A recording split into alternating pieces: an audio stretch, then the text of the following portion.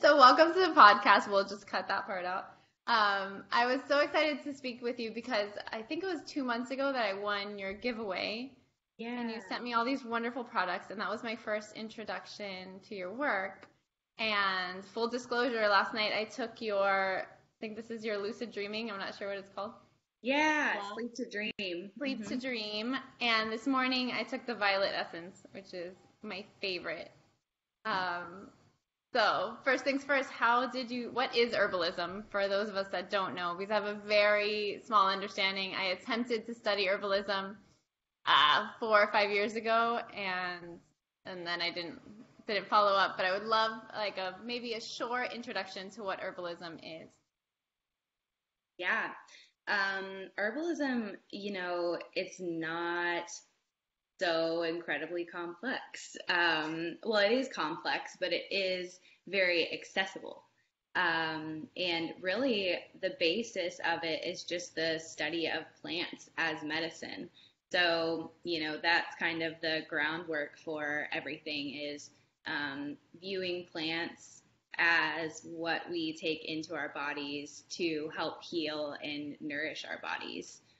So, whether that's as food or as literally, in liquid form, extracted and taken as a tincture for a specific purpose. It can be kind of used in a lot of different ways and modalities, if you will. Yeah. How did you get into it? Because I read on your bio that your mom kind of inspired this interest in herbalism. But can you kind of give us the backstory on that, how one thing led to the other? Yeah, for sure. So I I guess we'll go way back. In high school, when I was in high school, after a long string of events and misdiagnoses and doctor's visits, was diagnosed with chronic Lyme disease. Hmm. And that was a whole journey. But You my were mom, diagnosed. I was, Oh, yes. And my mom had been struggling with, an even longer period of time trying to figure out what was going on and, was diagnosed with lupus and was just, chronically tired. And she was also diagnosed with chronic fatigue. And actually, through my diagnosis with Lyme disease, she was like, let me see what's going on. Like, maybe that's what's going on with me. oh, So she ended up actually getting diagnosed with Lyme disease. And oh wow. hers, I mean, it's a really, really, it's a very interesting, disease. Like, it Hmm. is so, it can be, you get bit by a tick That's and what I was wondering, because that's the only time I've ever heard of it, is somebody got bit by a tick and now they have Lyme disease. exactly. And if you catch it really quickly, Hmm. you can, the doctors recommend to take antibiotics for a couple weeks and it should be gone. But Hmm. it's a different story when you didn't know that you got bit by a tick Right. and it just kind of stays in your system and it Okay. really wreaks havoc on like tons of body systems. So it can manifest in a lot of different ways.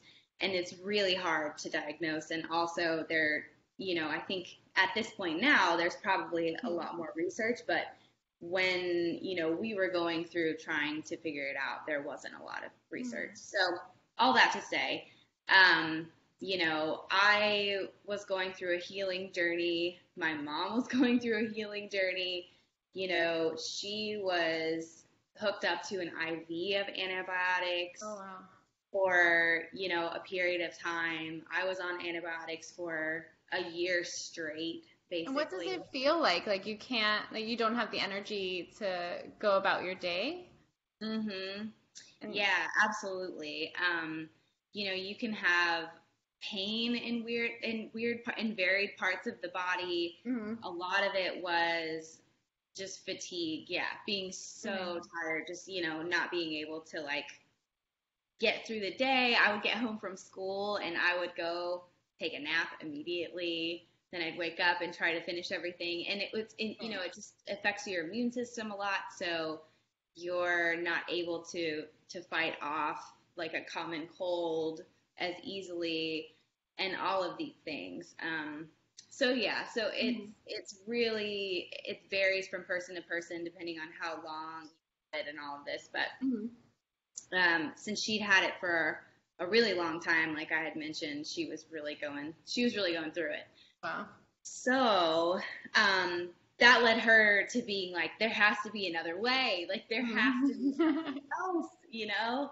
And desperation leads to insight. Absolutely. So, she had a background in nutrition, and that's kind of what I'm sure sparked this interest in natural health. She always had us on like different, really like all these different kinds of health foods. I remember her taking wheatgrass shots and, all that stuff. So she was always kind of leaning that way, and just started looking into it and started doing a ton of research on Lyme disease and autoimmune disorders, and just finding out about all of these alternative, ways of healing oneself. And so is Lyme disease an autoimmune disease? A disorder? I think it can be classified as that. And again, what I know from over 10 years ago, there's probably more research on that. So I definitely don't want to say that that's what it is.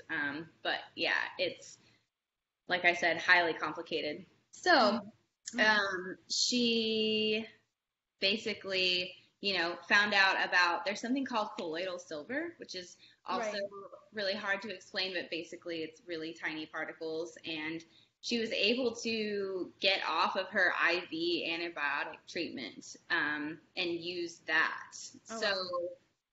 That was like when the light bulb went off, like, oh my gosh, I 100% believe that there is a place and time for Western medicine or allopathic medicine. You'll hear a lot. But I also think, when you have a choice, if you're able to make a choice, if herbal medicine or alternative medicine is accessible to you, I try to go that route first. So it's a total flip from what we're used to, right? Like anything that's wrong with us, we go straight to the doctor and they give us a pill of some sort and we're on with our day. But learning about all of the background of Western medicine and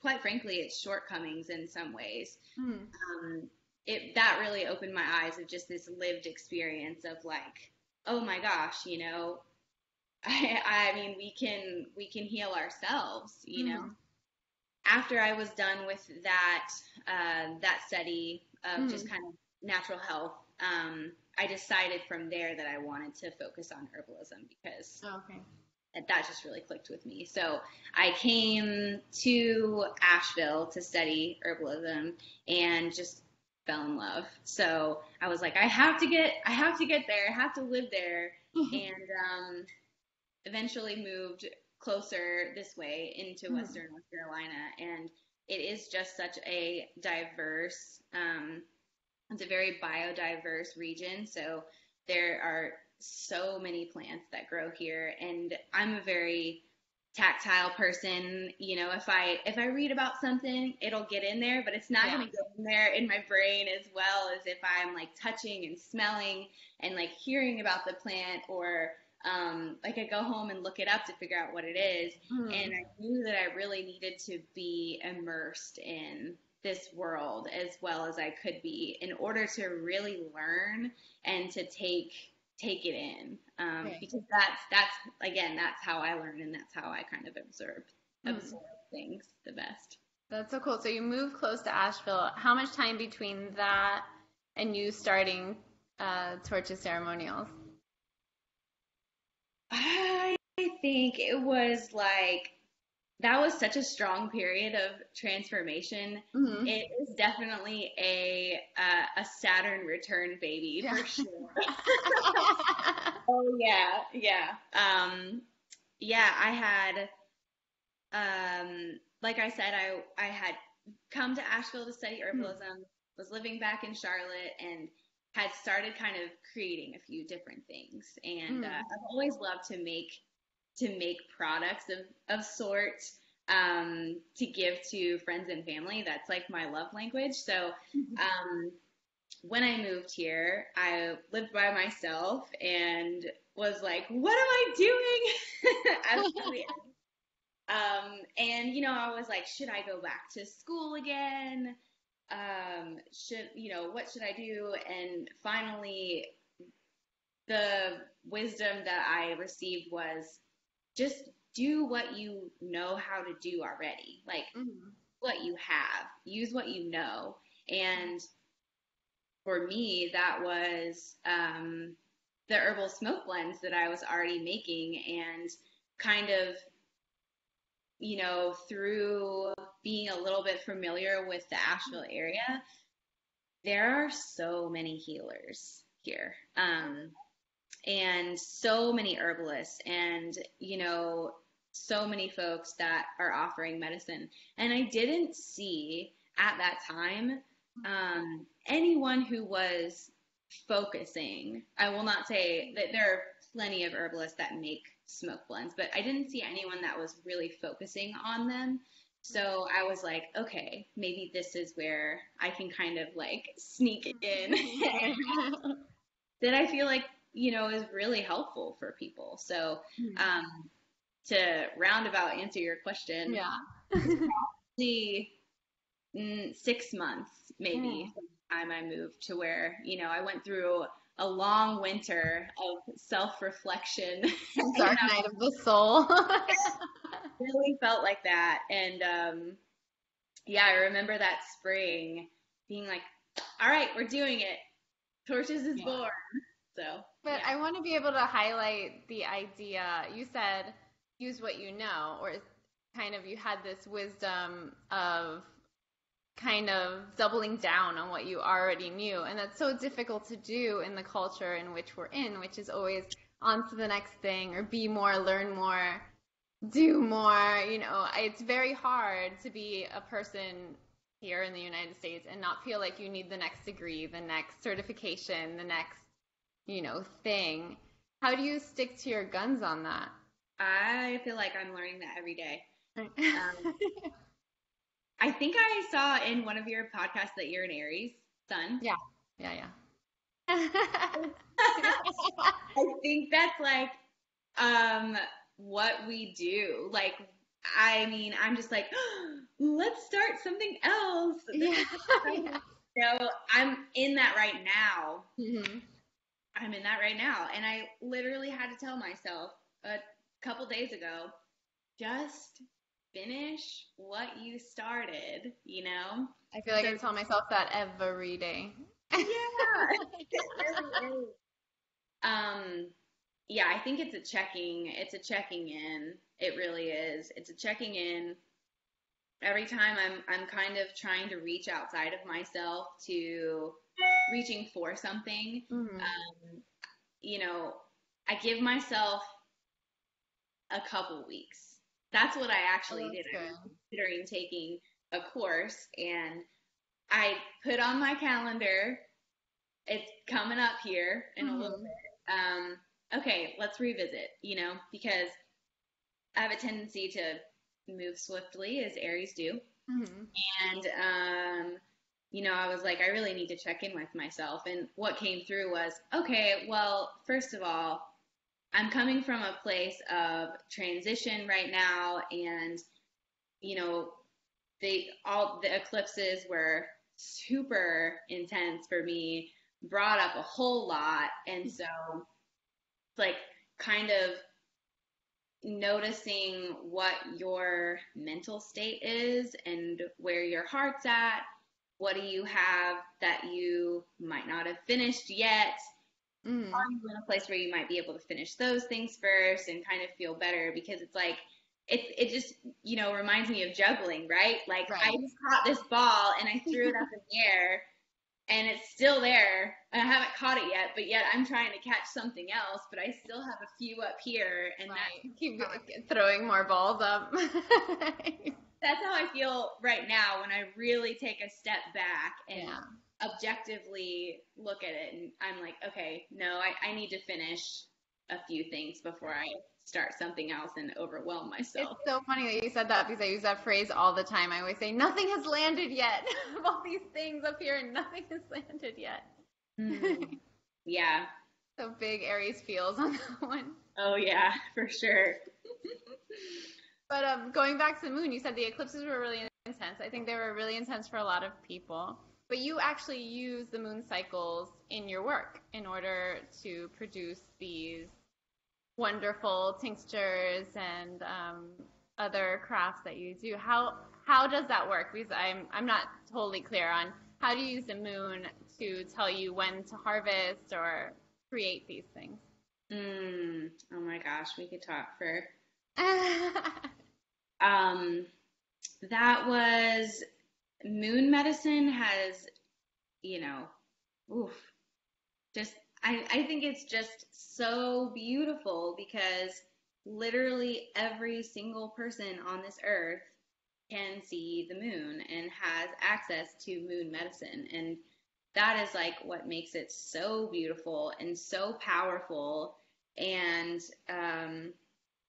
there are, just like the moon affects the tides and our energy levels, it also affects energy levels in plants. So kind of really tuning into that for purpose of medicine making, as far as what my intention is for a certain medicine.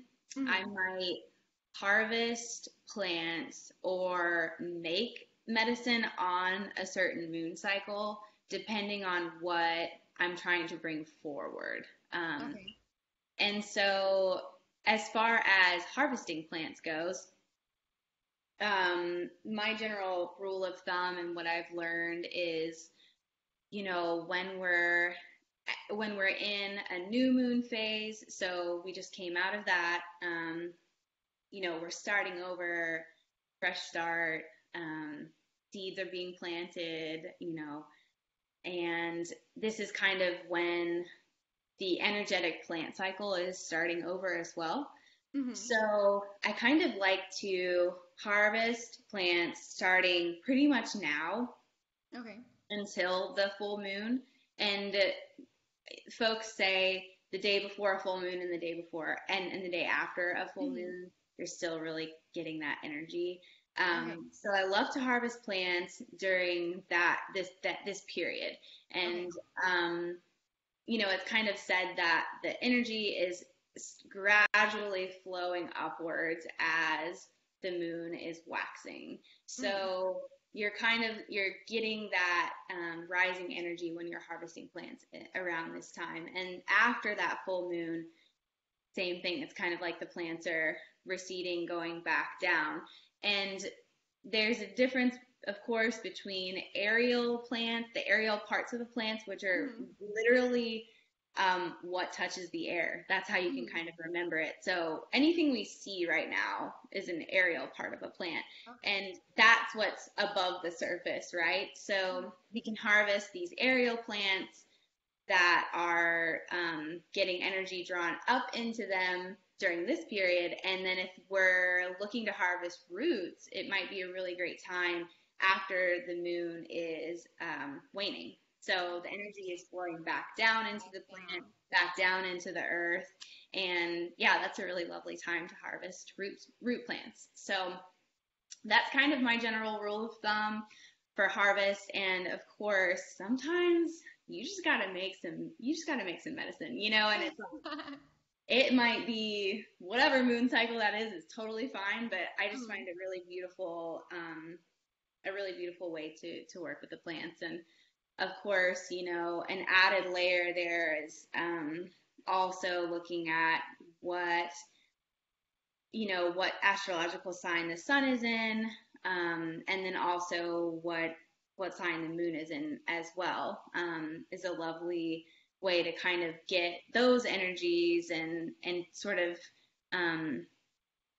yeah, just kind of like infuse those energies in with the medicine and those intentions as well. I really love working with that too. So yeah, kind of a quick. You kind of just blew my mind because it feels like such like a dense topic for me because I'm not an herbalist. But to put it in those simple terms, in terms of the moon and how plants' energy rises and falls, I think really created a clear picture for me. Mm-hmm. I think what may drive it home, the intention part, I wonder if you could tell us with Violet Essence, what was the intention, and then how do you work with that intention in terms of like the moon and harvesting and all of those ideas? Yeah. Um, so I actually had made some flower essences earlier on in my herbal journey and Mm-hmm. hadn't really felt the calling to make them until last year. I think, the pandemic really had a lot of us slowing down Yes. and maybe in our backyards more, maybe outside more, maybe looking around our house more. But I really got this like deep calling urgency to make a flower essence. And it's not part of my offerings currently, but it wasn't part of my offerings. And I was kind of starting to get outside of that box that I had built for myself, which said torches is only burnables.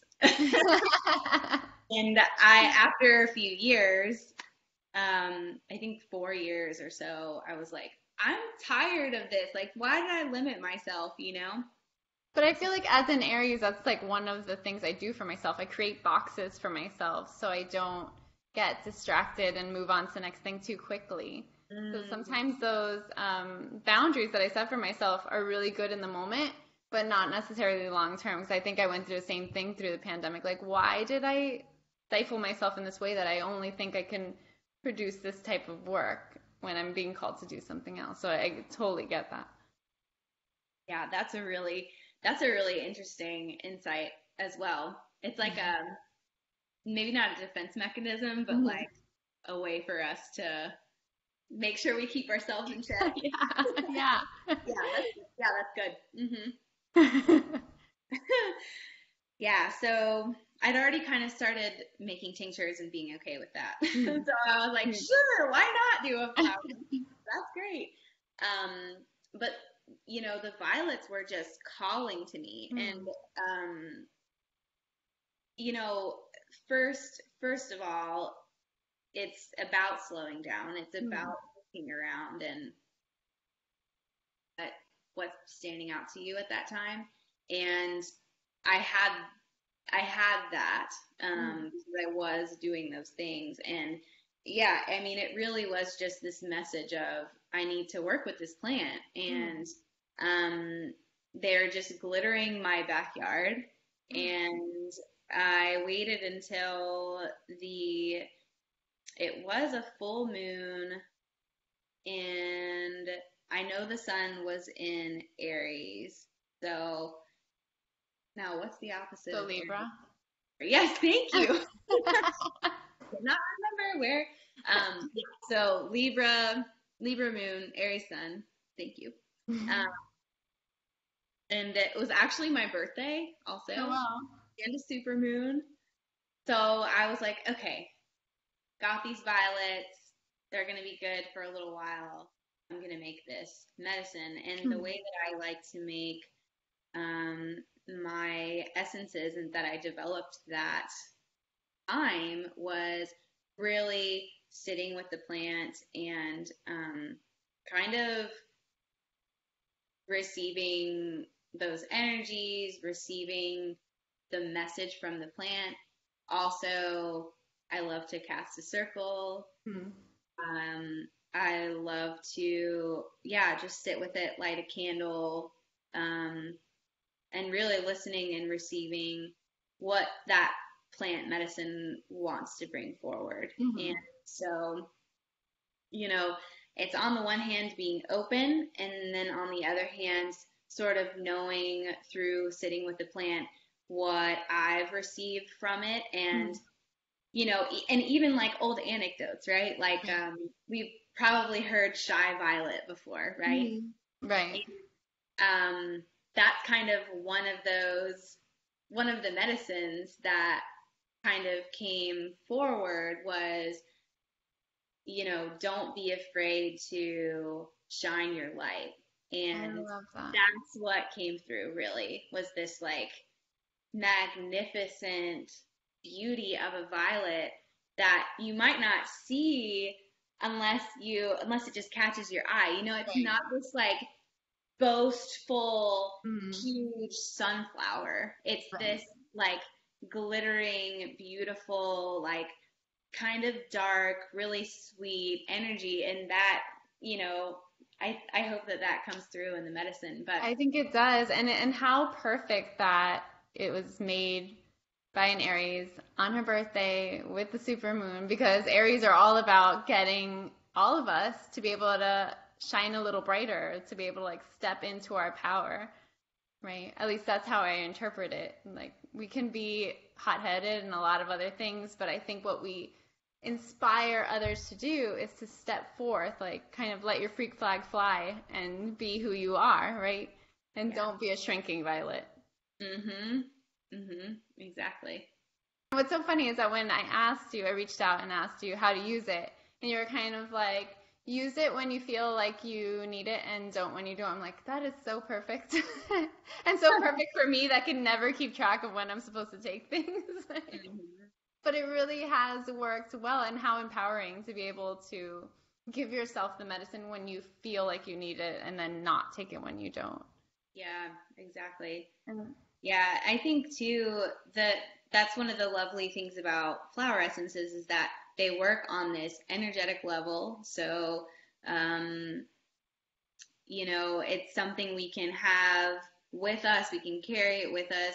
We can put it somewhere we're going to see it. And I do notice that when I need it, I reach for it and I remember it. And maybe I know that this is something that whatever I'm working through is maybe sort of deeper seated, and that I need to, or I feel the call to be pretty consistent. And, so that's when I'll try and, keep it somewhere where I can see it and try to take it every day.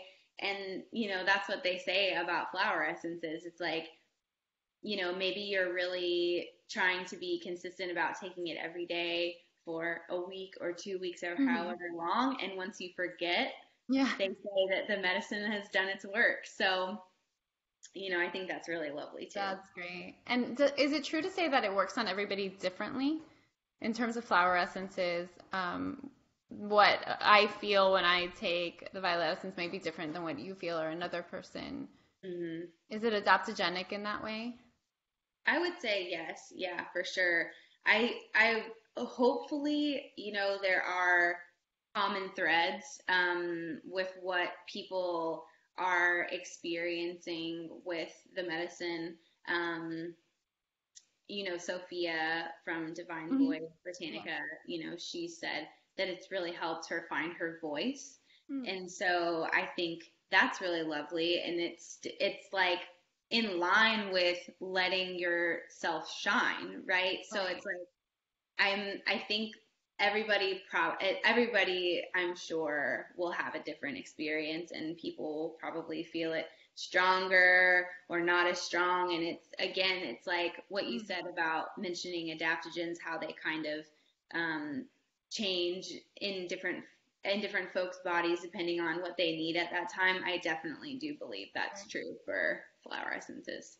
I love hearing that about Sophia, because when I had a different experience with the violet essence, not so much about finding my voice, but maybe stepping further into my femininity, because I feel like that is my challenge most often than not, to get out of my head and more into my heart and be able to like do my art in a different way, instead of being so heady and logical all the time. Virgo moon over here. But I felt like that's how it helped me, which is another way to find your voice. It's just another area of yourself left to explore. Absolutely. And I mean, and that's kind of one of the basics of when we're learning about allopathic medicine, Western medicine versus, um, natural medicine, herbalism, all of these older traditions. One of the main differences is there's talk in Western medicine like this for that. Like Hmm.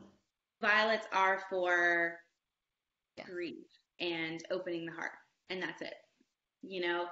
Right. But when we look at it from a holistic point of view, it's like this violet is, it's like its own being that is, it's like a diamond in the way that it can be multifaceted.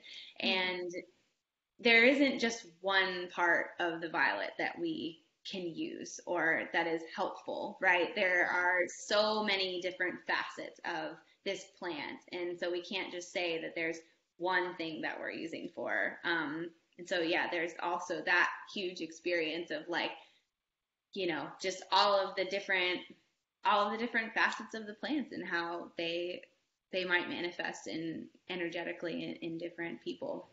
But the goal is to just integrate this plant and plant medicine into our everyday lives and to take it consistently rather than once and to have it, snap a finger and everything is cured, with that quickness, with that swiftness. Again, I am not to discount because I certainly believe there is a place in time, 100%. But with that comes so many problems, right? Once we think we fix our high cholesterol, we realize that all of these side effects are popping up, and now we're having to take medicine for those, and then medicine for those side effects, and it's like, in an instant, it seems like a quick fix and like very helpful, but for the long term, it isn't always. So, yeah, I mean, there's definitely something to be said about how, we've got to change how we think about healing when we switch over to this type of medicine because it does take longer oftentimes, but it's often a lasting change. And the goal, is to shift from this capitalistic mindset in a way of, well, I want you to be able to, come and let's talk about what your needs are. And then hopefully you can make these medicines yourself one day if you choose, or not have to come back, Right. That's the goal. And, for people to be able to take their health into their own hands, literally, and, to be educated and to be able to heal themselves. This knowledge is within us, it's how we're here as a species. We've evolved and learned how to use plants as medicine, and we're here. So, this knowledge is not lost within us, and we can tap into that at any time. And, the whole kind of panacea, I think that might be the word, but like sort of Right, the Carol. Yeah, that's a tough one. It's kind of it goes kind of right along with that.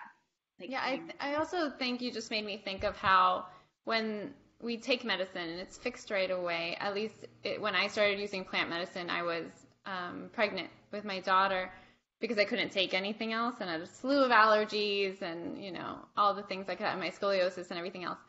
So with under an Ayurvedic doctor, I started with herbal remedies for that. And I noticed that what I had been using before as like allergy medications and all of that would fix it in the instance, but it would rob me of the experience, like the psychological understanding of how and why this occurred. Because when you take a medicine and it works instantly, we don't have the time to really consider, like, why is this happening in the first place? How do I feel about it? Is it really a physical thing, or is it somewhat tied to emotion, or, something psychological? Or in terms of my back, I mean, there's definitely a tie between when I get back pain and when I'm moving too fast, and my body's like, you need to sit down for a long time. So sometimes when we seek to like just instantly cure something, maybe we're robbing ourselves of that experience of really like self-investigation and to see what's going on. And I think that's what you're talking to. When we have that experience and really begin to analyze ourselves, then we could heal ourselves in the long run without having to, rely on something outside of ourselves. Yeah, that is beautiful. That really is so, so deep wisdom there, for sure. Yeah. Hard-won wisdom there. Yeah, definitely, that's what they say is that, any symptom that we have is a manifestation of something deeper. So I think that's really an interesting and like a very important thing to observe for sure. It's like, yeah, why am I having this pain, and what led to this? And there's a balance there, of course, because Right. it's not our fault always, and we have to have compassion for ourselves as well. But Right. There has to be compassion, especially there's no victim blaming here. Like I don't blame myself for being born with scoliosis. It's something that I have to be aware of, or else, I experience certain injuries and pain. At the same time, I experience more injuries and pain in times of stress, emotional stress, or if I'm like striving too hard, and I have to take that into account as well. Absolutely. And I think that goes for everyone. But you spoke on moving away from this capitalistic system of medicine. And I would love to speak on how we kind of treat our plants better and move away from constant harvesting in order to sell, and kind of do that in a more sustainable way. Yeah, there's a lot to be said there for sure. It's kind of about this quick, it's about this quickness and this hastefulness. Is hasteful a word? Hasteful? Hasty? It is now. Hastefulness. Yeah, we read about something and we hear about it and we are like, I need that now, and I need it fast. And so we run out and we get it, and we get as much as we can so we can make as much money off of it as humanly possible. And that is just not the way. It is just not the way. It's not respectful to the planet. It's not respectful to the plants. And, there should be, enough for all of us, but we have to be respectful of everyone else that's here, every human that's on this planet, as well as all of the animals, the animal life, there's a reason why we don't harvest an entire plant out in the wild. If we see berries when we're looking for wild food, we don't harvest all of those berries because we know that there are some animals out there that really might be looking for food, and that's their primary food source and what they're relying on. So there's a lot of responsibility that comes with wild crafting and foraging for food and medicine. But what I will say is, before you go out, if you're going to do it, like I have mentioned, I have learned so much through being with plants and experiencing them in nature. And so I wouldn't trade that experience for anything. And I think that everyone can do that. We just have to go into it with reverence, right? So, making sure we have a a book with us to let us know what it is that we're identifying, or someone with us that can help us out with what we're looking for. And also, you know, definitely, if you can, if you're able to visit a place multiple times, like every year, maybe, if you're looking for a specific plant, so that you're familiarizing yourself with the place and you can keep an eye on that plant every year, you know. Yeah, like I have a farmer friend that I work with who she has a lot of wormwood and also lavender, and I've been working with her for probably 3 years now. This might be my 4th year working with her, but last year I did not harvest lavender at all because her lavender had gotten overtaken by her hops, and her wormwood was like not doing very well. It is like bounced back awesome this year, but that's just an example, and not an example of something wild necessarily, but you know, just seeing those plants year after year, I feel like I have a relationship with them now, and so I can tell that this plant doesn't look as healthy as it did last year. Maybe it needs a break. That's really helpful if you can. Just observing over time. And also, you know, if there is a plant out there, are there more? You know, like how many of those plants are around? Is it abundant? Is it what we consider weedy? You know, even if that plant is considered a weed in an area, I still want to harvest from a place of abundance, right? I don't want to take the one plant growing in the field, you know, and then disturb that entire ecosystem. I'd rather go to a place where it's quite abundant. So yeah, I like to work with mostly weeds and things that not mostly, all the plants that I harvest wild are considered to be weeds. So very cool. And you work with the same farmers all the time? Or you work with certain farmers?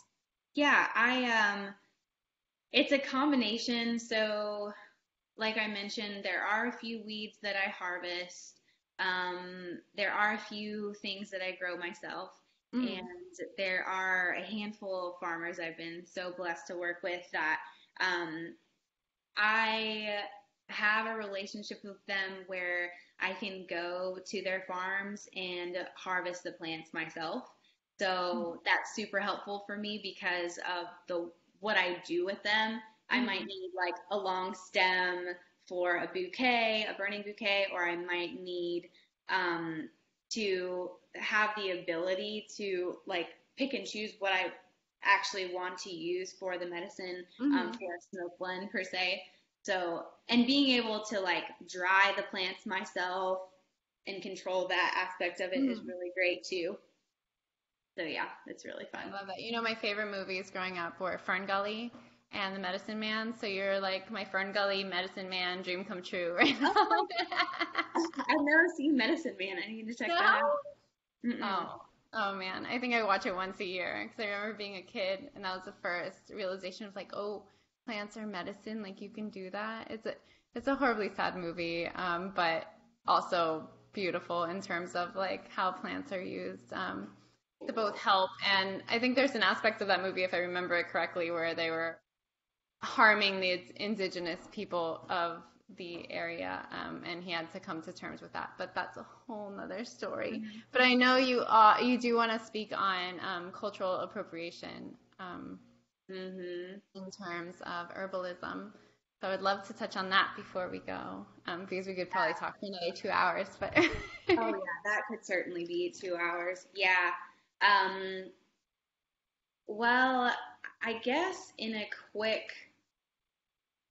quickest way to approach that very broad and very, very important topic is when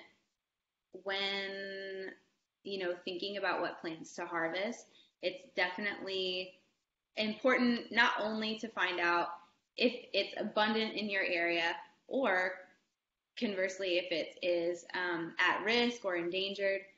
Mm-hmm. Very important. United Plant Savers is a really great resource for that. But also, why is this plant here?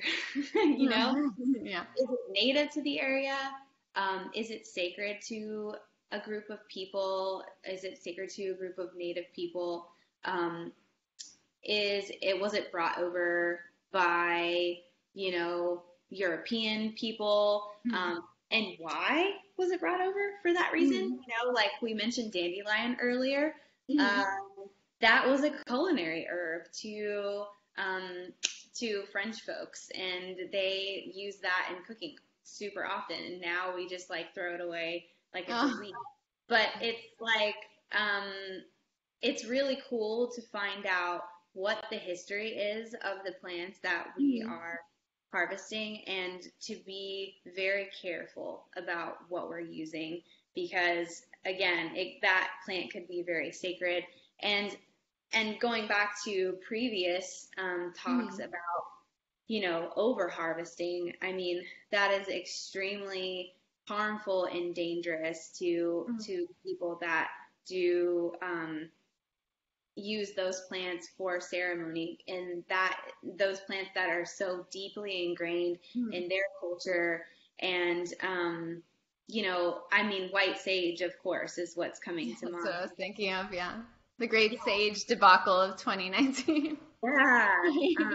Yeah, that's a whole thing, and I hope it was a huge eye opener, and was certainly something that I was considering when starting Torches, and that kind of has been a topic of it's been definitely a challenge, and a good challenge. It's kind of really put me in my place to be like, do I have any place, working with these plants, or bundling them as I have been, or what have you. And it's led to a lot of self-exploration. I think that's what is important to do, is just looking at where the plants come from, where they were used, and also going within and exploring your own cultures and what your people used as medicine. And that is a whole journey of exploration within itself. But again, just treading lightly and being very mindful of the plants that we're using and why we're using them. I think that's beautiful, and I think more people should know about your work. So if you don't mind, I'd love for you to share what you're working on, where everyone can find you. Yeah. Anything else you want to share? Yeah, sure. So I've kind of started doing these shop updates by the moon, Okay. So I've been aiming to sort of be like making product leading up to the full moon, and then have a full moon shop update. So the next one's coming up on the 26th, I believe, of June, around that time. And so that's kind of when the shop goes live, and folks can purchase things for usually about a week or so, depending on how it's going, and or until things sell out. And then I kind of go into this phase of packing and shipping, give myself some time to do that, and then kind of start it all over again. So I'm hoping that this release, I'll have some herbal body oils that I've been working on. That's nice. Finally going to try and bottle those up, and should have some smoke blends, should have some burning bundles. The smoke blends, what are they used for? Because I'm always so curious. You use it like a medicine, or use it in ceremony? Either way, yeah. You can, I love to be mindful about when I'm smoking and why I'm smoking, and definitely love to use those as part of ceremony. But, they can also be used in place of smoking tobacco if you're trying to work on not smoking as much, I was able to stop smoking tobacco pretty much completely, or really change my relationship with it by incorporating smokable herbs. So, yeah, it's a really great tool, very helpful.